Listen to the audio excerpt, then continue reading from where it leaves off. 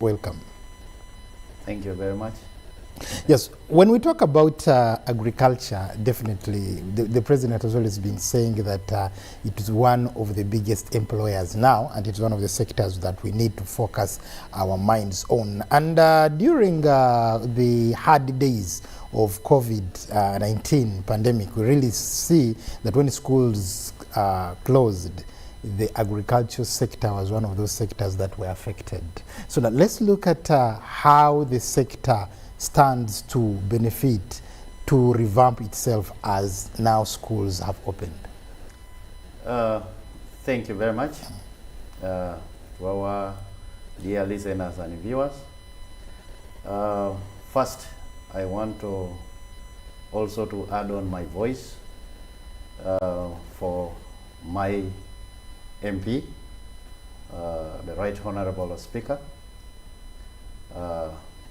Olanya. We pray that God gives him a complete healing, because I just returned back from there yesterday, and you know, sometimes when rumors move around and so on, you find that the cold catches the constituency. So some of us who have a chance to get some information, will tell them, no, he's well, God will heal him, and soon he will be with us. Pascal Osire, my names have been mentioned already. Like I said before, I normally joke around telling people that I am a small farmer. Though I am a small farmer, but I have a passion in farming. And I am also a Rotarian. And today's topic, it is very, very interesting, because I remember one day when we were having a fellowship in our Rotary Club, these are some of the issues that we discussed. And I was telling my people that we need to get out, we need to move away from this thing and begin thinking beyond class. Because imagine children were at home for 2 years, and they do not have any skill. They do not have, you know, anything that they can do. What they have been learning is only theory. We can't say all of them. Some of them were lucky to have the skills. But basically primary kids and so on, even the secondary, no. Apart from those ones who have gone into who are in the tertiary institutions. Because to the best of my knowledge, I know that there are very many the ones who were in secondary schools, they were at home, they could hardly do nothing. Except now, when the parents are involved in agriculture, and they begin telling them that, hey guys, we can do this together. And you find them, they get engaged in doing something. And I can tell you, for those who started doing that thing, because their farmers, their parents started, they loved it so much. Because I remember, I also met a certain lady who came with a son to me, and we had a conversation, and the boy told me, you know what, I am in senior 6, but now COVID has struck, I am home. I want you to help me. If there is, even if you take me, I be at your farm there, because I need to learn something. I said, wow, that is a good one. And then the other one is, as I told you, we are having a conversation in a Rotary Club. I asked myself, much as now they are saying that in education the teachers must have a degree, something like that. But my question therefore... Of course, there's been given time. Exactly, that is okay. That is okay. But now, what kind of a degree? I would prefer, especially for the scientists, especially for the teachers of Agric in a secondary level, what kind of Agric are you going to teach? Is it a practical agriculture, or it is a theory? So what I am thinking that I think government needs to do something such that, because I remember in Teso College, Aloet, and I think and some other big secondary schools, those schools used to have farms. They used to have chunks of land. Exactly. And that would facilitate learning and learn both theory and practical Exactly. in terms of agriculture, but also productivity Yes. of the school. Yes. So we need, and by the way, the schools used to do well because I remember still in Teso College, time comes they just say, hey, today kids, students have to eat meat. They don't need to go and buy meat. They pick one bull from there, and you can even give themselves, they will slaughter, they will slaughter. It was kind of an excitement. So we needed to teach. To me now, that is what, because COVID has given us a lesson to learn. When you hear stories of pregnant girls, 2 years, they are carrying babies, they are going back to schools and so on, it is because there was a lot of redundancy.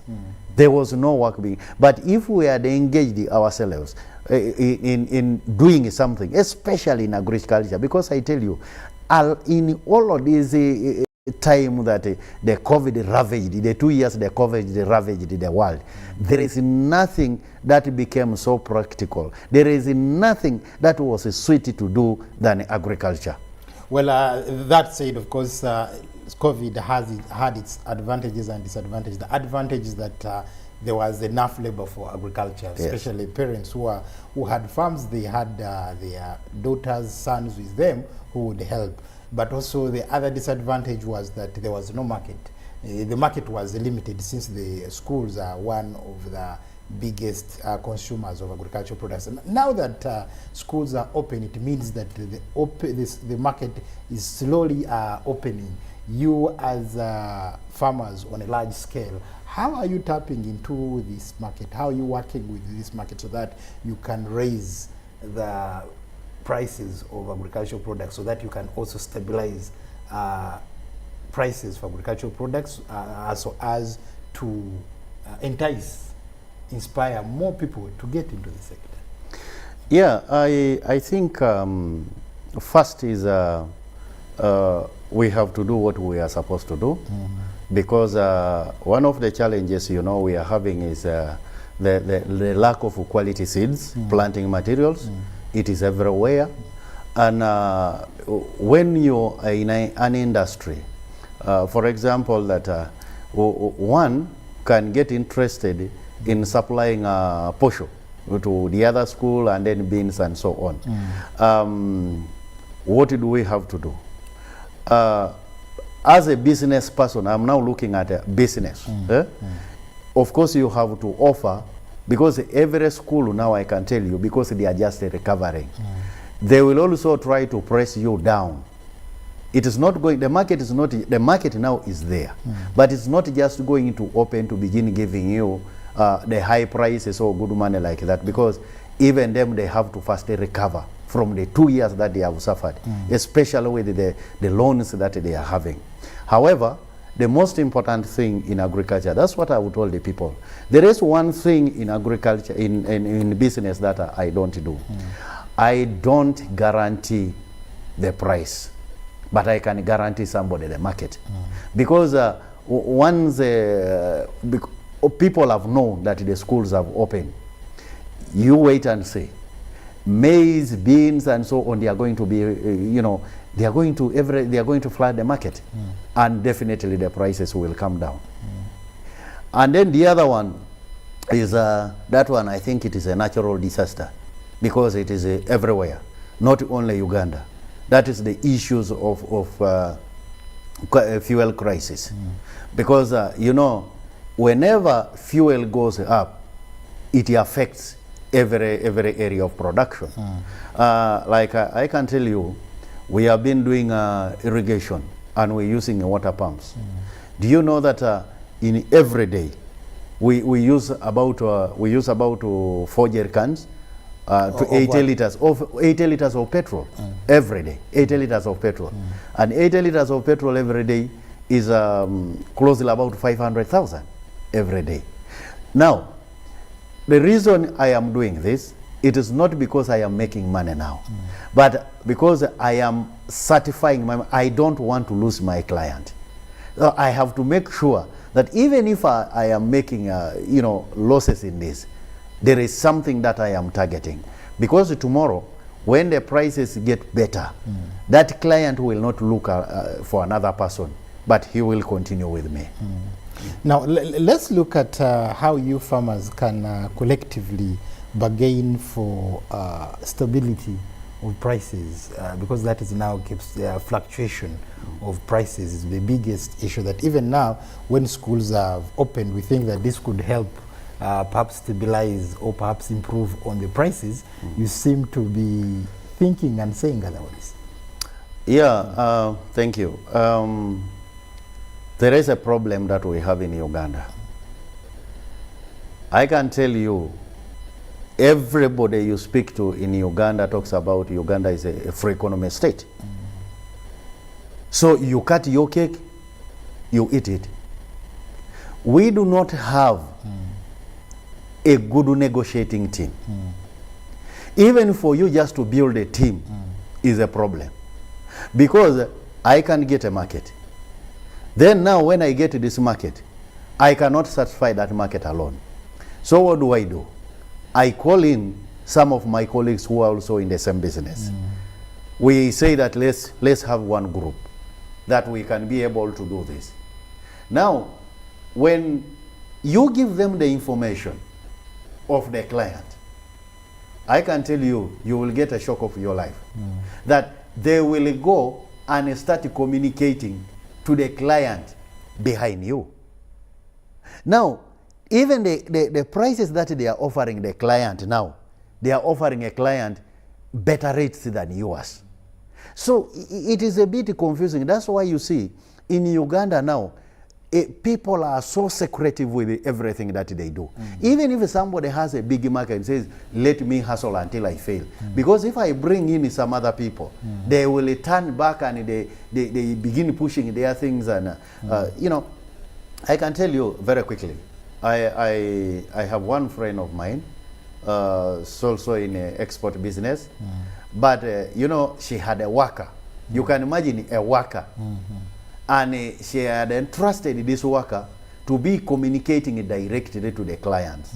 But they developed a disagreement. She did not chase her, but of course, you know, meetings and so on, trying to correct her. So she felt that it is too much for her. But while she was still in the company, she started, I think, boyfriend or something like that. He told the boyfriend that, you know what, we can register a company and we also begin exporting these things. Now, they started communicating directly to the client. And the client thought that since they are together, the client thought that this person was communicating on behalf of the other company. Of the other company. Yes, exactly. So what happened is, because, you know, what is done in darkness, it will always be seen in light.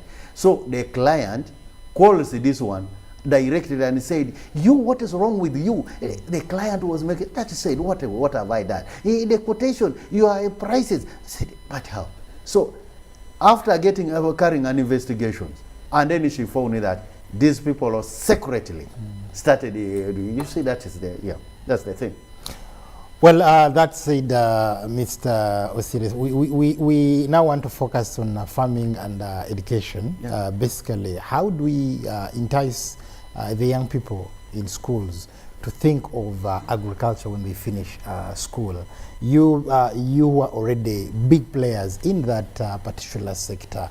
What is it that you're putting there to motivate? You know, it is all about motivation. For example, when you look at countries like Cameroon and Nigeria, you'll find that people said that they looked up to the people like Rashid Yakin, the likes of Samuel Eto'o, and they said, look here, I will also become a footballer.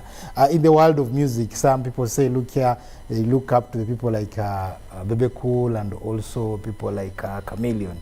Maybe in Tanzania, they look at people like Diamond Platinum. Now, you as farmers, how do you motivate students that even when somebody finishes school, instead of loitering the streets looking for a job, yet they have chunks of land in the village, or perhaps they have big land that they can also think of, say, look here, I think I can also try my talent here. Yes. You know, this is something that I like most doing. It is my passion to see that I train or I try to talk to the young women and men of this nation, the students, to get involved in agriculture. As I said before, there is something that is still disorganizing the minds of young people. And one thing they must know, even as we were once young, is looking for what you don't have. Your father things are not yours. You have to work out for yours.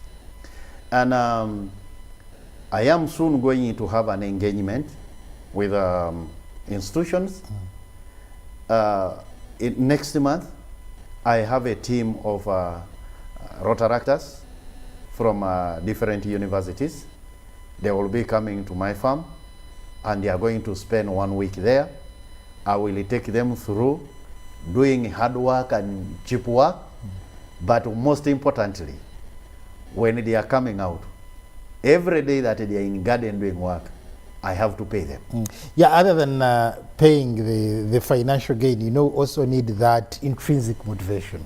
That other than the extrinsic, the payment, we need that so that by the time they leave that place, they are also convinced that, look here, when I finish school, I should get into agriculture. Exactly, that is the point. Actually, the paying is just a minor thing, but it also carries a meaning to them.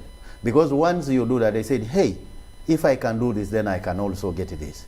But the most important one is I want to teach them how to make money, how you can make money yourself through agriculture.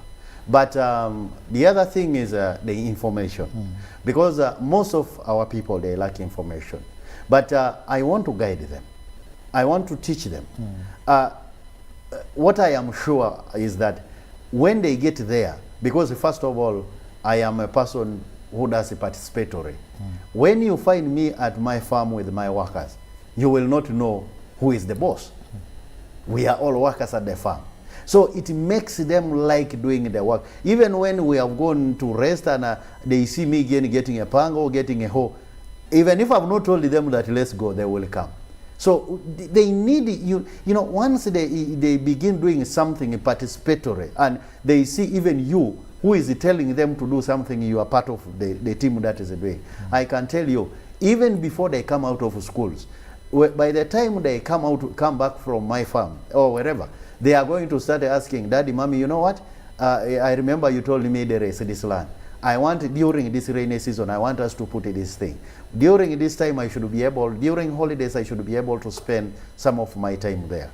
And then as time goes on, they will be learning more and more and getting a lot of information that will help them. Well, thank you very much, Pasco. Now, let's look at schools that have chunks of land. For example, you talked about Teso College. There was a time when Teso College actually broke up before time because of lack of food.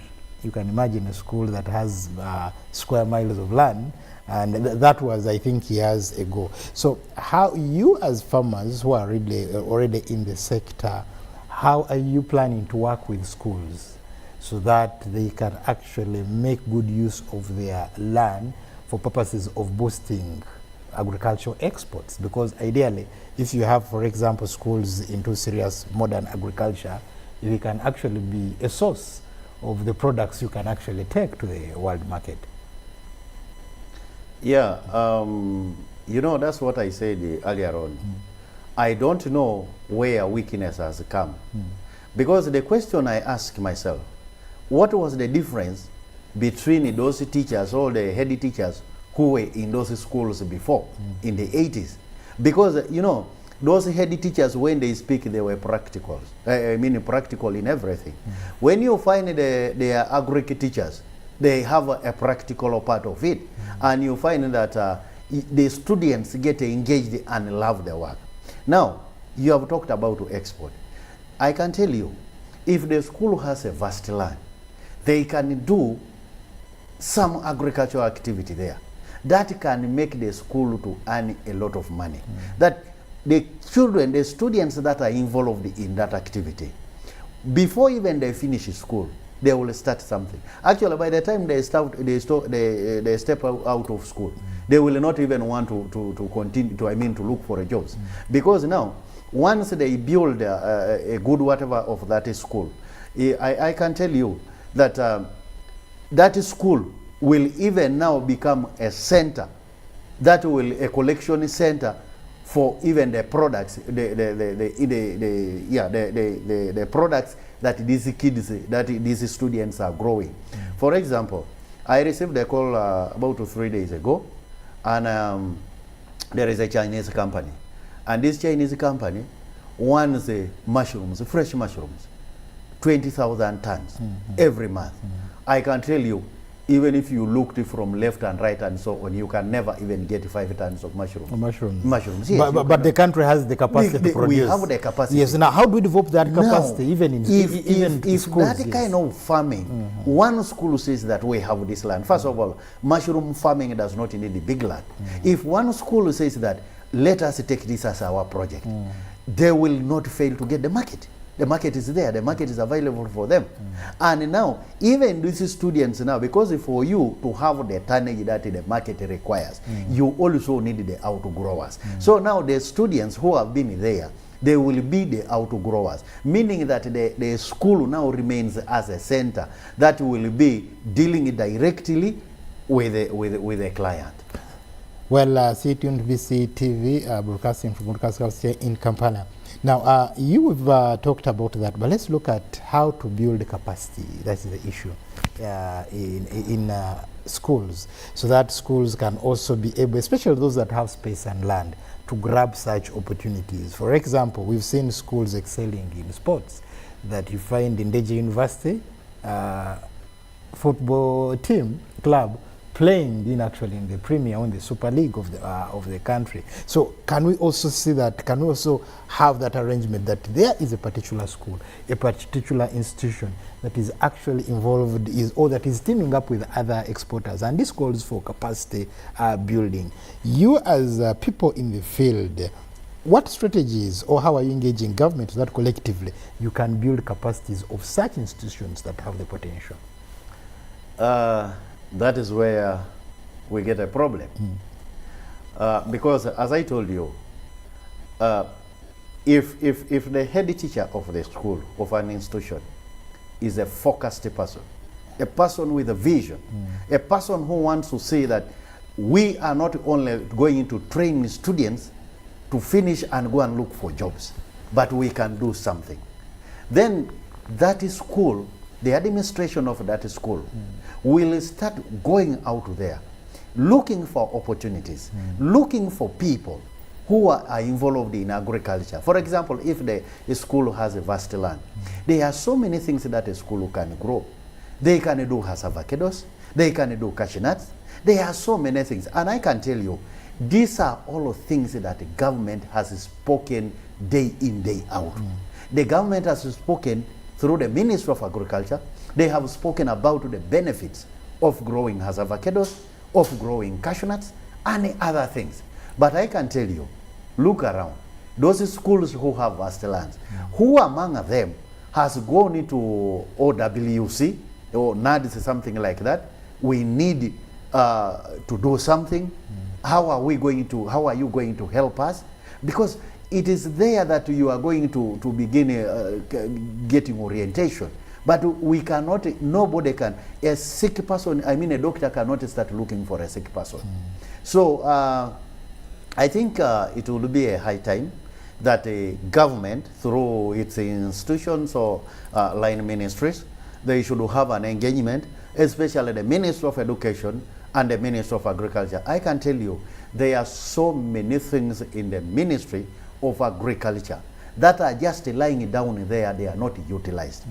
If only the Ministry of Agriculture, of Education, can begin putting a hit on those secondary schools, even the technical schools, primary schools, those schools that have land, and they put a hit on them that you guys must wake up, because labor is there, students are there. I can tell you, remember, there are even some schools those days when they grow cabbages and they sell and so on, when the children are going back home, They even give them some money that this is what we collected, so this money remains in the school. You also have actually that arrangement you're talking about. I found it at Nyakasura School. Yes. Yeah, where you find that students are organized in classes, and they participate in agriculture. Even others own projects. You find that somebody has a poultry project, has a tomato project, and once the crops are ready for consumption, they sell them to the school. So the school becomes the first source of market, and somebody grows knowing that, yes, I'm going to sell to the school. And that in a way has made students in their free time, yes, so that they can participate in such income generating activities. Now this also takes us back home, because also charity begins at home. Now the parents, how do they change their mindset? You find that a parent has about 5-7 boys at home, but they still rely on the services of the shamba boy, of the shamba man, even during holidays. So how do we change the mindset of parents so that they can know that once in a while these students have to be groomed through the system of agriculture? Thank you very much. I think we are losing it all. Because I can tell you, if there is anybody who has not learned a lesson in this two years of terror, then of the COVID terror. Of COVID terror, then I don't know whether that person still deserves to exist. Because I can tell you, with what we went through, and you are having 7 boys at home, you have a shamba boy, you are this person who cannot even think about, and by the way, it might interest you that much as the person is having a 7 boys at home, having a shamba boy, but he has acres and acres of land, which they are not even utilizing. So I don't know what we are going to do about it. Even the government cannot force people to do this. The only thing that government can do, as I said, is maybe, because I'm thinking, I'm beginning to think that when government, as I proposed, when government starts engaging, these 2 ministries to engage, even the children of this man who has a shamba boy at home, when they are at school, they are going to learn something that is so interesting that when they come home, they will even begin demanding from their father that they want to do something. Yes, still tuned to BC TV, and we're looking at farming and education. Definitely people of age, they will tell you that during holidays they would participate in the growing of cotton, also going to pick coffee seeds, and that is how they manage to raise fees and also get some small pocket money to buy a few books, and through that system they managed to make it through to university and became the people we are proud of, the people we can see. Those from the cattle corridor, they will also explain to you how they used to go out grazing, also milking, and that is how through that process they manage to raise money that push them through the ladders of education. Now we are in the .com era, where you find that much of the time people spend it on the social media, gossiping, especially the young people, instead of getting. Now let's look at, because urban agriculture, that during COVID we've been taught that even the veranda, you can put some dodo, you can put some cabbages, you can put some tomatoes. So how do we also develop that culture so that maybe even students who stay with their parents that do not have big chunks of land, they can use the small compound, they can use the verandas to also participate in agriculture? Thank you, but I don't think that is convincing enough, because no, you talked about mushrooms. I'm told even a small yes, room but mushrooms, you are going into doing this as a business, not just a job. This growing, the one they talked about on the veranda, you are only trying to do things for balanced diet, things that you can use for eating. But if we are looking at the different perspective, you are looking at, you want to do something that can earn you money, then you have to get out of the veranda.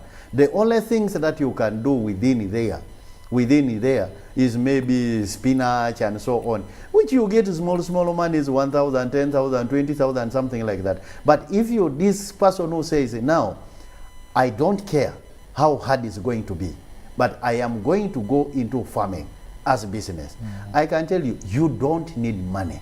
What you need is knowledge. When you meet the right people who will teach you what to do, money comes secondary, and you will manage to do this. However, for purposes of having them around a veranda, these small plots that you have, if you want to do a business, for example, you go into farming, mushroom growing as a business, you don't need big land. You can just do it from where you are. If you want to go into business of rabbitry, keeping rabbits as a business, you can do it from a small place that you have. So there are different types of farming that you can do within the small place that you have, and then there are those ones that you do in a bigger areas. So, but even these ones within the smaller place that you are, you can do that as what? As business. But when you plant, like, for example, you are planting like 10 plants of rosemary, what kind of business are you doing? You are planting, because you cannot plant pineapples there in that small place. What kind of business are you doing? You are only maybe putting a dodo or something like that so that you eat, because if you have birds around, even the chicken, they like eating it, so you are giving them a good balanced diet. However, they are those farming. That's why I told you we can categorize this. If you have a small place, we also need to teach you that this is the type of farming that you can do. In this small area, you can make money. And I can tell you, nobody will suffer with paying school fees, even when you have a smaller piece of what? A smaller piece of land. Talk about rabbitry. In northern Uganda there, one of the things that we are going to do, we want to teach people the benefits of eating rabbit meat. Even in Kampala here, people don't know. But rabbit meat is the best meat, and it is medicine. I can tell you, if you are eating only rabbit meat, then your years of living is guaranteed 90 years. Unless God says, no, let you go before that. Well, I can see you are now marketing seriously rabbit meat. Yes, but I can see really times not our best ally. You final word to the parents, to schools, and also to our leaders. How do we harmonize? How do we integrate farming and education? How do we find that key stakeholders in education become serious ambassadors of agriculture, serious ambassadors of farming, so that even the students who go through their hands can actually, in future, think about improving the agriculture sector? First, I think I want to deal with the parents. The weakest point now, the foundation they are giving is the parents. They do not really teach the children what they are supposed to do. And I can tell you, if you looked around, go to the banks, you will find that about 99% of parents got loans to pay school fees. So style up, wake up from that and begin doing something. Then we go to the schools. Let the head teachers begin looking for information. They can even put a request to the Ministry of Education to have an engagement with the Ministry of Agriculture, and it will be well. Thank you very much. Well, I thank you very much, Mr. Pascal Osire, the CEO of Modern AgroSpices Limited, for making time of your busy schedule and coming to share with us on how we can on how we can grab the opportunities for farmers actually in the education sector, or looking at farming and education, because the two really have to move hand in hand, like the President and the Minister of Education also have always said that actually a good student is that one who has fed well, and you cannot feed well if there is no good food, if you do not have, cannot access a balanced diet. Manda Kola Mzima is my name, saying bye-bye, and thank you for keeping it on UBC TV, especially on this education forum, where we share best practices and perhaps principles on how we can better our education system.